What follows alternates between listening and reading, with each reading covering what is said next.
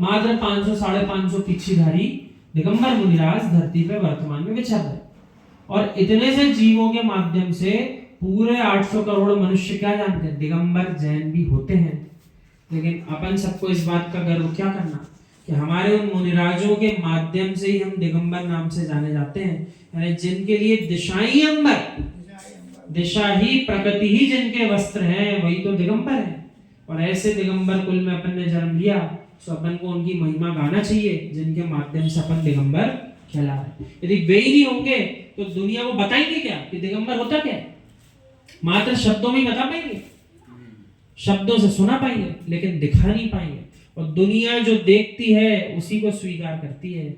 अकेले बोल देने से कोई किसी बात को स्वीकार, प्रमाण चाहिए, सबको प्रमाण है अपने पास।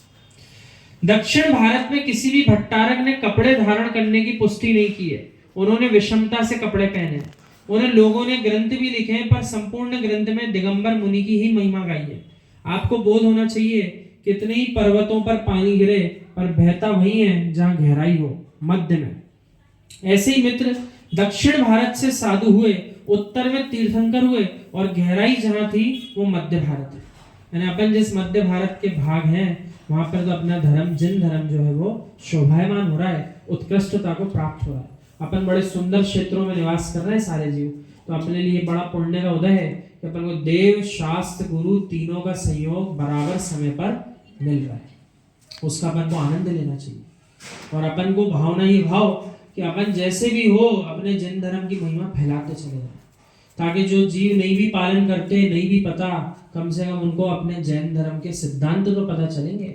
अंदर से भावना तो आएगी कि हमें भी इसका पालन करना चाहिए। मार्ग तो यही, दूसरा मार्ग श्रेष्ठ नहीं है।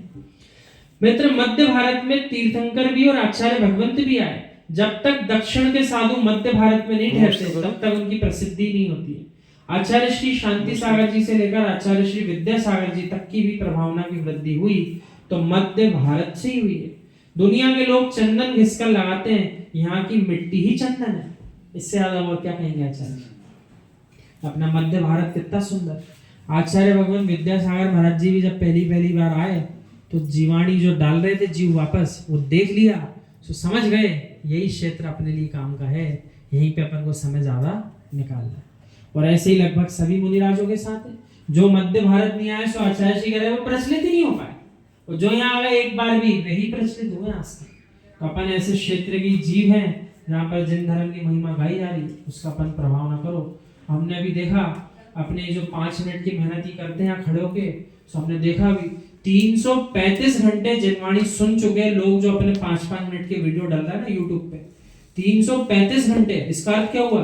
335 दिन जो आप लगभग 1 वर्ष सुन रहे हैं बैठ के, वो 1 वर्ष की जनवाणी अपन ने यहीं बैठे बैठे कितने लोगों को सुना दी, उसकी संख्या भी आ गई 31,500 बार अपनी जनवाणी जो अपन यहाँ चल रही वो जीव सुन चुके हैं अपने यूट्यूब पे। जबकि हम किसी को अलग से भेजते ना कुछ करते हैं कि हमको जो 5 मिनट की मेहनत भेजते हैं डाल देते हैं। तो जीवों के पास जो पहुंच रही, कहाँ बैठ के कौन कौन सुन रहा, कोई इंदौर से खबर सुना रहा, कोई सिटी से सुना रहा, भोपाल में, कोई कहीं से सुना रहा, सब बैठ के अपने अपने सुन रहे हैं। क्योंकि जिसका यहाँ पुण्य का उदय वो वहां जाके सुन लेगा। मुनिराज किसी एक नगर में, उसे ऐसा थोड़ी वहीं के नगर के लोग सुने, दूसरे नगर से आके सुनते हैं कि नहीं सुनते? सुनते हैं। जिसका पुण्य का नियोग होगा उसको कहीं दूसरे स्थान पे भी सुनने को मिल जाएगी, और जिसका पाप का उदय है उसको अपने ही क्षेत्र में भी सुना रहा होगा, तो सुनने की हिम्मत नहीं हो पाएगी। इस प्रकार से जानना चाहिए जनवाणी का महत्व जो है आचार्य भगवान ने समझाया।